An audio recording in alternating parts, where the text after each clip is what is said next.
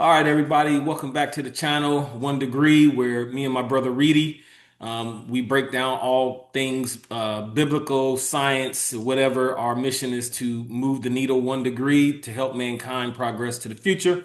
And with that quick introduction, today I am so excited because me and my brother Reedy, I've been telling him, only people I talk about esoteric stuff to is you, Reedy, and my Uncle Ted. Yeah. And I usually don't talk about esoteric things unless somebody brings it up.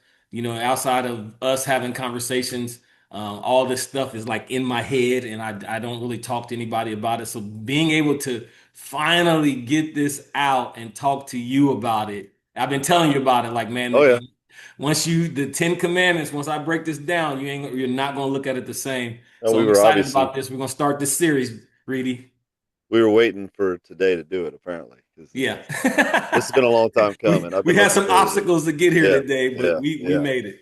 We're We here. made it. So let's get into it, man. I'm gonna have you read the Ten Commandments start in Exodus 20. We're just gonna break down the first commandment today. So we're gonna do Exodus, if you don't mind, would you read Exodus 20 verses 2 and 3? I am the Lord thy God, which have brought thee out of the land of Egypt, out of the house of bondage. Thou shalt have no other gods before me. Excuse me. Now, Hope that was clear. yeah. A lot of people when they like hear that, they like, that sounds a little like God needing attention and all this other stuff. And, some people don't quite understand what that means. But today, hopefully, with this breakdown, it'll be a lot more clearer for people. And we're going to break this down in three sections. So the first section that you read, it says, I am the Lord thy God. Now, esoterically, what we must understand is what the I am means. Now, in Exodus 3:14, that's when God is speaking to Moses in the burning bush, and he says, I am that I am. Moses asks, who shall I say sent me? And God says, I am that I am.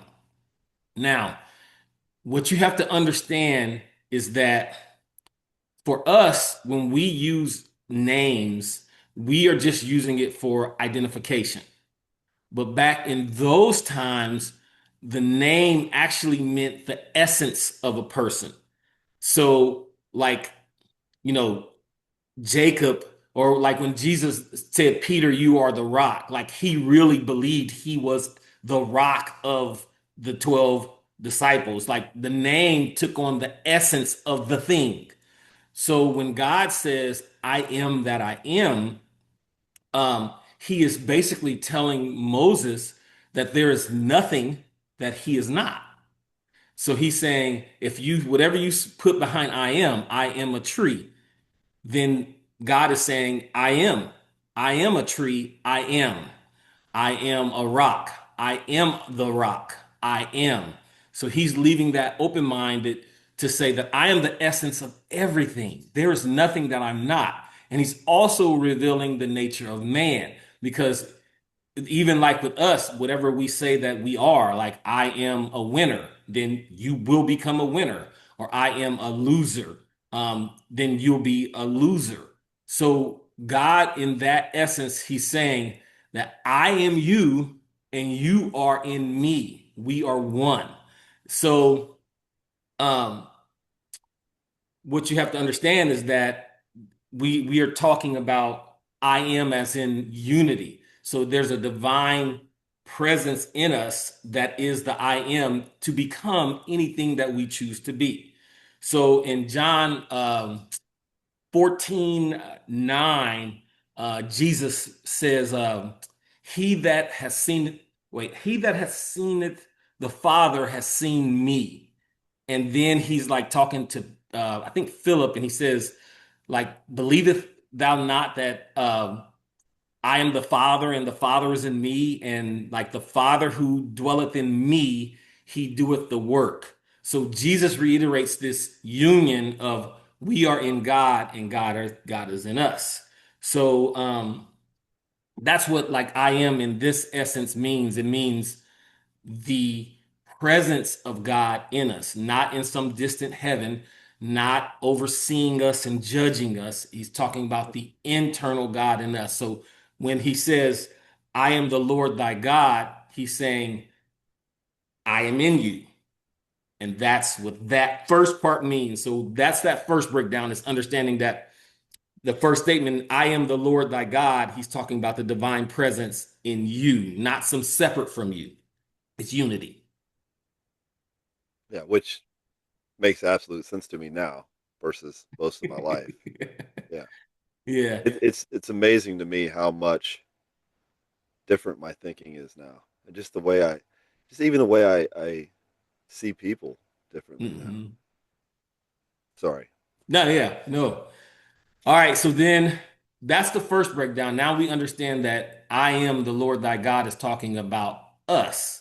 And also, another thing you have to understand is that I am in this context is singular. So I am also means me. So when this term is used as I am, it also means me. So like God is telling you that my name is I am. So if I was to ask you, Jay, like who is the best running back ever in the NFL, your response would be, Terrell Davis. what? Barry Sanders. Cowboys fan, Broncos fan. No, If Barry he, Sanders played for the Lions. what right, but if Davis would have stayed healthy, man, I'll see. So if I said who is the greatest It's Barry. basketball player to ever play, That's Michael Jordan. Michael There's no Jordan. question. Absolutely. So now knowing the name of God, if I say, who is God? What's the answer? I am. I am Yes. me. Yes. You. So that's the answer when who is God? I am the divine Yes. presence in me. Yes. So then the next statement says, uh, which I brought you out of the land of Egypt, out of the house of bondage. Yes. Now, what you have to understand about the Bible is that one, it's not a history book. It is a book on consciousness. Mm. And every city mentioned in the Bible is supposed to reflect a consciousness of man. So in this essence, Egypt reflects opulence, the lust for material things. Because when you think about Egypt, you think about gold, pyramids, Yeah. everything is big and grandeur. So when they talk about Egypt, they're talking about the lust in us for material things. So the scripture is saying, I have brought you out of the land of the lust for material things, and I have put you over the house of bondage. Out of. Now, there is a scripture, I want to say Exodus 7:1, where it says, I have made you a god over Pharaoh. Exodus 7:1, I have made thee a god over Pharaoh. So what God is telling Moses is that I have, once you understand the divine in me, I have lifted you above material lust. Now, it's okay to have nice things, but it's not okay to lust for those things. So he's saying, I am the Lord thy God, the divine consciousness in me. I have made you a God over Pharaoh. I have lifted you above all of these material lusts on putting these things of importance. That's what the second part of that means. So like every tribe or every time they mention a city, they're always talking about um a part of man. So like even like Israel means the whole man, the divine trilogy of man. And it's broken down to three different words. Is for Isis, the divine mother. Ra is for Ra, the father, the divine father. And El means of God. That's why it's like the son. All the angels, all the archangels in El, Michael, Gabriel, Sachiel, that means something of God. So even the name Israel means divine mother, divine father, and the son. It's the trilogy. So everything in the Bible, when they mention A city is to it's a aspect of man. So right here in this scripture, God is saying the divinity in you, because you believe and understand the divinity in you, now you have power over the material world. Mm, that's awesome, man. Yeah. And Jesus, when asked about the Ten Commandments, said, "Love the Lord thy God with all your heart, and your neighbor as you do yourself." Hmm.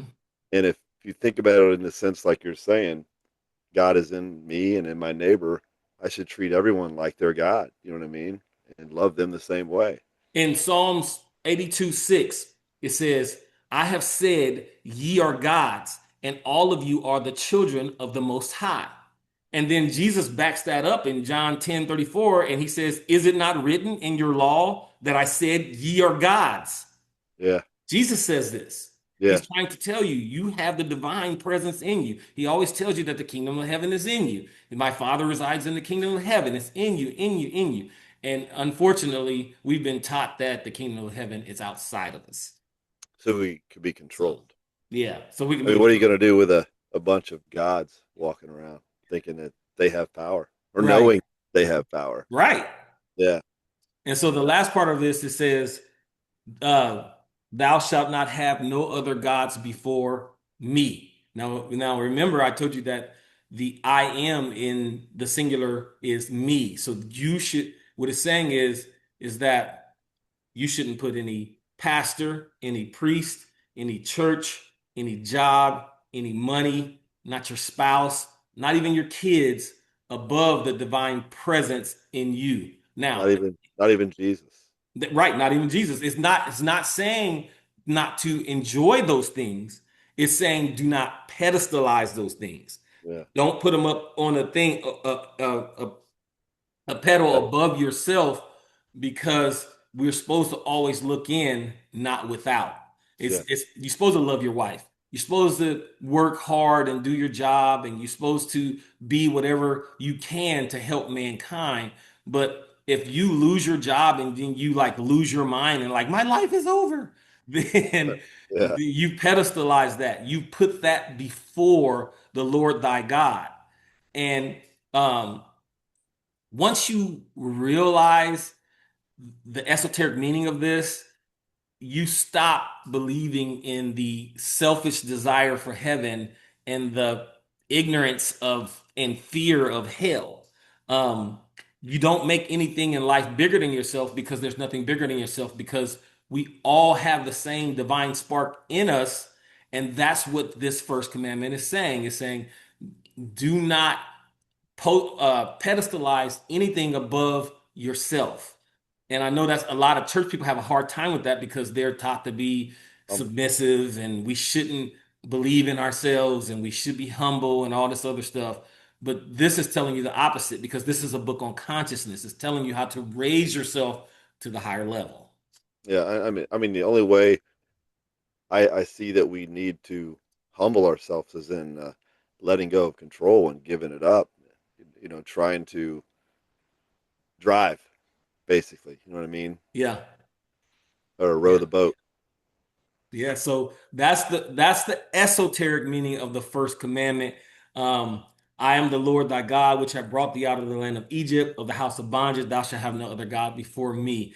The esoteric meaning is the divine presence in you, if you understand it, will raise you above all the material things. And because you have this knowledge, then you understand that there's nothing in this material Maya, this illusion, that should come before the consciousness in you. And that's what that means, Jay. That's awesome. That's awesome. So we doing all 10 today? What are we doing? No, no, no. We just doing one. Now, I tell you what, the next one we do is going to be probably the most controversial one, because that is the one that states that I am a jealous God. Yeah. Yeah. So So people have a lot of problem with that one. They don't understand it, but when you hear this, Jay, now, since the way I think about what the Bible teaches has changed, or what I believe has changed, it all makes so much more sense now. Like, it was before, it's almost like fairy tales. You know what I mean? right? Because we're And taught that it's a history book. yeah, yeah, It's not a history book. The yeah, Bible is a book on and it consciousness. like my mom was like the most Christ-like person I've ever known. She was love to me. My dad was disciplined. Not that he didn't love me, but he was disciplined, and mom was Yeah, love. She like was most my first families. love. Yes, and my entire life, she was just like the example to me to be Christ-like was her. Just the way she was. Not that she didn't have flaws, just Hmm. that she definitely put everyone else ahead of herself and seemed the most Christ-like to me of anyone I've ever known based on that teaching. Now, as my belief has changed, man, I would so love to share it with her now, Yeah. which which Yeah, is, and that's why I get the joy of sharing this with my Uncle Ted. He yeah, and I talk about these things, and that's like I said, you and him are my outlets for all these yeah, thoughts that are going in, and this new book that I'm writing. There's all the outlets to all these things that are in my head. But I've been wanting to break down these for people for so long because yeah. these once we go through all of these, you'll realize that uh the universe is not moral, it's mechanical. Mm. It works on laws. And if you follow the laws and are righteous with the laws, then morality happens naturally. It's not Righteous is forced. righteous is in alignment with. Alignment. Once you understand the laws these 10 commandments tell you, then you don't have to worry about being bad or good because you'll be in alignment and then you'll just the morality aspect of it will just fall in line anyway. Yeah, Nobody you has to won't. threaten you with hell and nobody So has to reward you with heaven. You just fall in line. yeah, I guess what I was getting at with my mom, um, it was hard for me to question it because it was what she taught me. She was my Sunday school teacher when I was little. Yeah. Um, we were in church twice on Sunday and once through the week, depending on what church we were at, Wednesday or Thursday. So to think other than what this lady taught me seemed like blasphemy to me. You know what I mean? And Yeah. then I never questioned anything up until life hit me and made me question my beliefs. And now, dude, it just all of it, everything that I was taught makes so much more sense when I think about it the right way. What was Jesus saying? Like he was trying to teach it the whole time, and nobody, ye of little faith, you have ears and you do not hear. Why aren't you guys listening? I'm telling you how to do this, and nobody's hearing it. And on top of that, Jesus always tried to internalize your power. He Yeah. always tried to tell you to go within. He always had wanted to meditate. He always told you to go within. Yes. Anybody who wants to internalize your power is trying to free you. Anybody who's trying to externalize your power is trying to imprison you. Because if they externalize your power, then you have to go through them to get to power. Which is what they want. Is what they want. Yeah. They want control. And dude, a change is coming, man. Great Yeah. awakening's coming. I just know it. I feel it. I, So what do you think about the esoteric meaning it of the first honestly, commandment? it's kind of what I felt without even think. Just based on the way my beliefs have changed. Yep. That one made more sense to be like you said it, as in I am the Lord thy God. Thou shalt have no other gods above me, which he lives in you. You know what I Yeah. mean? And then, like I And, said, with what Jesus said about the Ten Commandments, he's saying that God is in all of us. Treat everybody like God. You know what I didn't I mean? Love. say ye are gods? Yes. They Yes. And I don't know why Christians have such a hard time hearing that. And it could be that just, do. just like with me, with my mom, I held my mom's so high, and I still do. Love my mom. And I miss her just as bad as I did the day she passed, which was, Yep. a year and a half ago or better. But I know it's kind of like it's easy to stay in a comfortable position and not question things. Although now that I know truth, real truth, to look at those stories now and think there's a guy in a fish for 3 days. You know what I'm saying? There's three dudes that sat in a burning furnace. Right, right. Why is it always three? I mean, or maybe there's something to Well, this. there was Maybe a there's fourth more. one. The angel was around them, right? Right. Well, but I mean, the But 3 days still, and the man, whale. like Yes. But yeah, so Jay, that's it for this particular one. Now this was pretty basic, Yeah, yeah, yeah. but the next one, like I said, I am a jealous God visiting the sins of iniquity onto the fourth generation of the children. This is going to get heavy, Yeah. but we're going to end Yeah. it right here. And me and my brother Reedy appreciate you guys for tuning in and stay tuned because the next one is gonna hit make some eyebrows go up, man. And if So nobody else is, I'm excited, bro. all right, Reedy, we're gonna sign Miss you, off brother. right now. Later, bro.